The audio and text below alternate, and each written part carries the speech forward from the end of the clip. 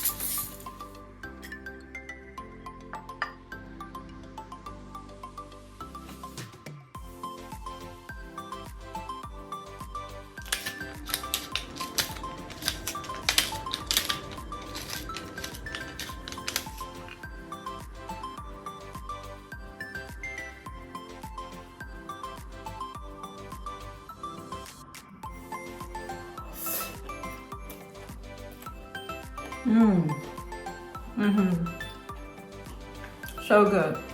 Let's try the shrimp. That's it.